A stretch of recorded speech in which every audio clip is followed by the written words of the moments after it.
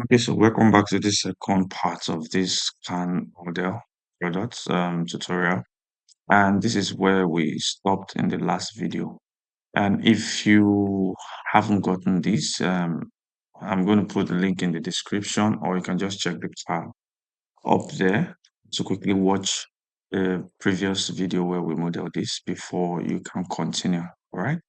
All right. So let's just continue from here. Remember, we brought this object as a sense of scale for this can. So what I'll do is I'll just move this into position as well. Press N key and zero out this so that it can be moved up into that position. So I'll move this up as well. And just for us to have a sense of scale. So if I select this main guy, and the good thing is I modeled from here. So if once I scale up or down, it scales from there. And that's why when I was trying to move this object here, when I was trying to scale, I had to go to edit mode to scale that, if you notice that. So I'm going to scale this in like so, because right now I really do not need this anymore. I'm done with making use of this reference. So I'll just S to scale this in till I have the overall shape. That's what I'm reaching out for, the overall shape. So you can see that, yes, so this is from top to from bottom to the top. So that's the overall size. Just to have a sense of height. So this is it. So I can now remove this or delete it because I don't need this anymore. I just needed this for the whole height. All right. So I can press delete key and we are good. So this is now to scale. Then we can continue working from here. So let's quickly look at because the next thing we want to do is to texture this. And I've gone ahead to search for some labels that we're going to use. And the reason is because okay, we'll get there in a moment. So if you check here, I basically went to Google and searched for soda can label, and I went to images, saw a lot of options, and I didn't want to use the normal conventional things that we use. We know Coca-Cola, Fanta. So I thought to use this diet soda, 0 calorie, and this is the website for it. I'm also going to put a link to the description so you can also get this label from there. All right. And again, if I scroll down a bit, you're going to see another reference that shows you how this was textured. So it's coming from here all the way to the base of this point. So this will give us a sense of how to texture this object. So down part here will be a metallic object, and this top will be a metallic object, and then from underneath here all the way here will now be the label. So while I'm showing you this is so that you can see the way the labeling is. In some model, the texture will start from probably somewhere here, or for in this case, this is where it's starting from. So that will give us a sense of how to label, how to texture this, meaning this place will be textured metallic objects. From down here all the way will be textured metallic, then from this place all the way here is what we'll have that. So we need two different materials. So for me to add material, select the model, come to my property panel, and then click on this material. Right now we don't have any object or any material. Just click plus and new, and I'll just call this metal, and then plus and another new, and then I'll call this label. So I want to get everything that I need before adding them here. So now the way you add multiple material is you will well, let's just make this material first. So for the metal, I'm going to bring my base color down to like a gray, stuff like that. And I bring my metal all the way up to 1. And if I go into material, you can see what we have. And if I bring my roughness down, you can tell how reflective it is or not. So I'll just bring it to like, let's say 0 point, maybe 3, like that, 0 0.3, and that's not bad. Let's try zero point 0.4. Actually, too much. 3.5. I think 3.5 is fine. So right now you see that it's adding this material, is applying it to the whole object. And if that's what we want, fine, we can just go, but that's not basically what we want. So what's happening is that Blender is taking the first material and is applying it to the whole object, and that's not what we want. We want to limit this material to just this part and this part. So we have to go to edit mode, and then we will select this bottom part of the object. And let's turn off our subdivision first in order for us to be able to see this properly. So I will hold down Shift and Alt, select that, and select the whole loop like so. Even though there is a better way, I would have done the selection. Um, I think I should just do the selection that way so we don't have to go through this process because we're actually still going to go there anyways. So let me just texture door. So I'll just hold down Alt and Shift to add Control Z. So it's very easy for you to miss that. And click, click, click, Control Z. So this is the problem with this approach. You have to keep doing them one by one till you select the whole face. And when you miss anything, and that means you have to look for a way to quickly go back and get that selected as well. So if the camera is not going to be seeing this anyway, so it doesn't matter. So I'll just click this part where I know camera will catch if I want to check the top. So hold down Shift and Alt to select that.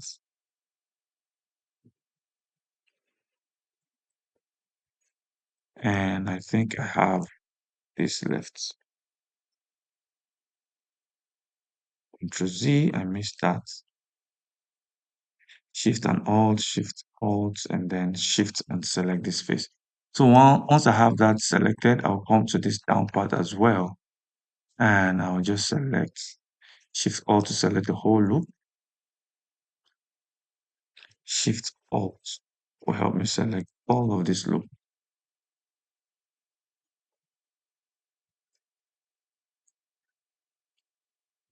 Okay, so I just forgot to do this, but no issues. Camera will not catch that. So these are my selection. I think I want to add this to my selection. Yeah. So once I have this selected, and just come back to my material, you will see this assign. If you are not in your edit mode, the assign will not show. So you have to be in your edit mode for the assign to show, and then you can now assign your selection. So now I have assigned this. I want to invert my selection. You can just go to select, invert, or Control I. You will invert the selection and choose your label, assign. Now we now have two different materials assigned to this one object. So if I go back to object mode, you see, and let's turn on our subdivision surface. And right now, this looks nice. This looks like a metallic object, but then this looking like a math object. There's no form of reflection. So what I just need to do is select this, go to material, this label as well. I'm not going to make it 100% metallic, so I'll just bring it to like, let's say 0.5. And it's still not reflective is because my roughness, I'll just bring my roughness a little bit down. Might even bring this down as well, so that I have this part also reflective. And don't forget, the idea is, actually, I don't want it to be metallic. The idea is this is a label. So like you have a paper on top of it. So instead of using this, I'll just use my specular, make it really, um, bring my specular all the way up, IR level all the way up to 1. And then I can now use this to set the reflection. All right. So we have this. Remember, so I missed this. Remember, when I did invert, so I also came back to this, right? So no issues. We just select this one, Alt Shift, select this, and then go to my meta, reassign, and that would have solved that. Let me check on that. I think everything is fine now. Yeah, so everything is now fine. So we have this. If you want to stop at that or at this, then this is fine. By all means, you can just set your viewports and just render your scene. All right. But the problem with this is that it's okay for just a normal material, normal shader, which is a color shader changing here. But by the time you want to start adding a material like a texture map, that's when you start to see that this model is in fact not good. And the reason is because Blender doesn't really understand how to or represent this, so it will not really make it. Uh, Let me just show you. So for me to texture this, change this from color to actual label, I will have to do that in my shading. So if I go to shading, it will take me to a new environment, which is actually dedicated for texturing.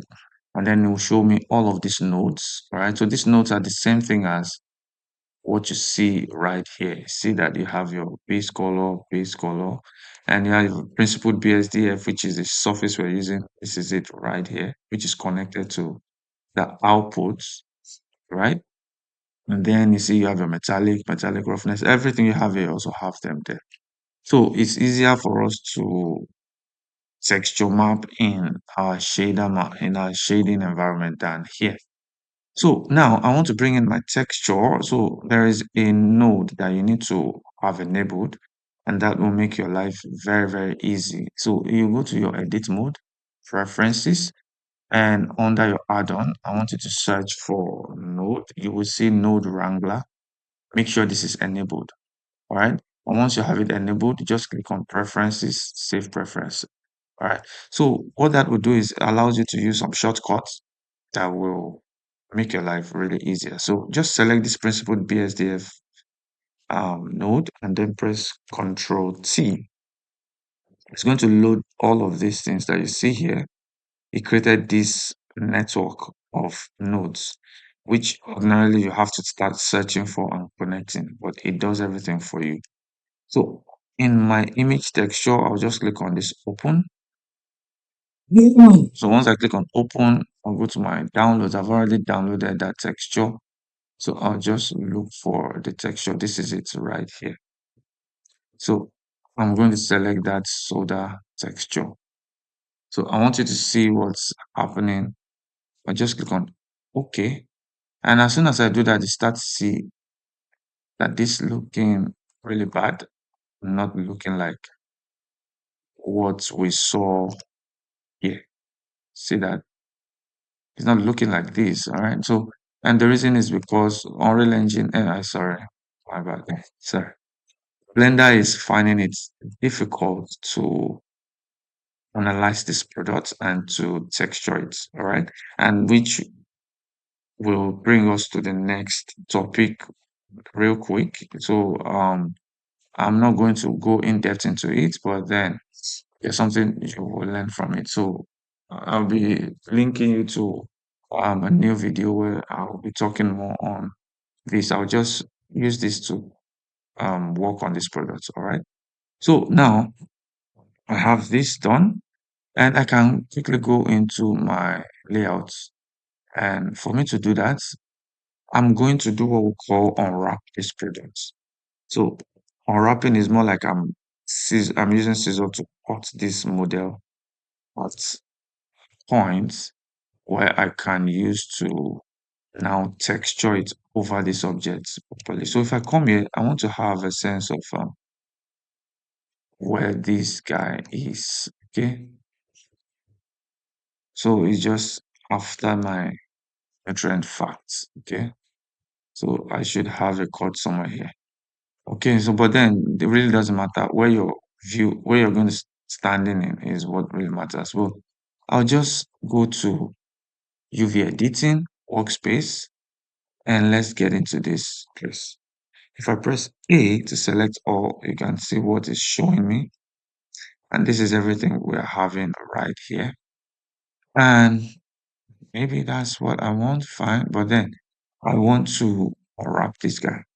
So I need to tell Blender where I want to cut this object from. So I will temporarily turn off my wire, my subdivision surface so that we'll be able to see these objects. So I want to go to my edge mode, select this edge loop, alt click. I want to tell Blender to cut at that point. So for me to do that, I'll just go to UV and then you see maxim. It's going to turn red to record that object that it has been marked for cut at that point. So I want to do the same thing here. I'll hold down Alt and click on this edge. Either coming here, I can just press the shortcut, which is U, and it will bring up the same menu, mark sim, and that sim is been marked. And now, so this is what I was trying to explain earlier on. If I had gone to mark the sim, it would have been easier for me to select this loop by just bringing my mouse, press L, and then it would have selected an island. But that I need to first off cut that anyway. So now that I have this mark, I want to cut at this back here. So I'll just hold down Alt, click, or just click the first one. Also, you want to make sure you click on these as well, and then go all the way down. Just make sure you're following this. Press Control and click. It's going to click all the way down here, and then I can mark this as well. UM for maxim. So you see, M is on the line, so it will mark that as. After marking that, we have already set where we want Blender to cut this object from. We now need to cut this object actually. So what we'll do now next is I will go to face mode, press A to select all. This is what everything looks like just now. And then I'll press U and then unwrap. And that will try to unwrap those products. And then it has unwrapped this. But then again, remember that these top parts are metal. This is also metal. We're not using any texture. Um, I could, I really do not care about this guy. All right. So what I would just want to do is want to give this precedence over every other one, or I'm good at metal. And another thing I also want to do is I want to visualize this product in its label, right? So if I come to my UV land here, so scroll, this place where you see your image, I'll click on this and I can choose that soda can, and then it will show me how it looks right here. So the first thing you note is stretching this guy on this product. So let's do this again. You unwrap. And if you look at this one, this is the top part. And it can already say that it is not oriented in the right way. It's going lying down flat instead of it standing up. So what I'll do is while this I'm here, I'll just press A to select everything, then R and rotate, hold down Control to rotate at 90 degrees. Click, and don't worry if it goes out. Let's change this to this so that you can see all of the changes. So what I'm going to do is I'm going to scale this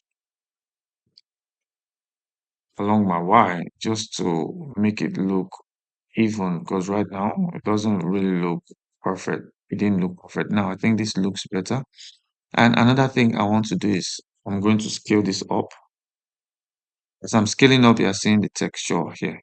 So I'm scaling, I'm moving. So all of this is I'm doing them so that it fits into the can itself. So scale this a little bit down and move this one here. scale down also and then move. So what I'm doing is I am trying to make sure I have this guy fit into this. So another thing I'll do is I'll select just this guy. So I'll bring my mouse here, press L, and then select just this. And then I'll just scale this along my X so that it fills this place. Since this is the material we're going to be adding it on. So now comes to the problem. You can already see that this is not straight and it's bound to happen. And a lot of things will not go on straight. You can also see this place. Instead of it going straight, it's going at an angle. And the reason is because in the UV island is also not straight as well. So we need to straighten this guy. But it's a very easy thing to do. So, but you have to do the work. All right. So first things first, hold down Alt, click on this. You're going to select the whole loop. Right click, you're going to see align vertical, and that will solve that. So I'll do this, right click, align vertical, hold Alt and click, right click, align vertical. So you have to keep doing all of this till you are done with that. So I'm just going to fast forward this process so that I don't bore you with this. Okay.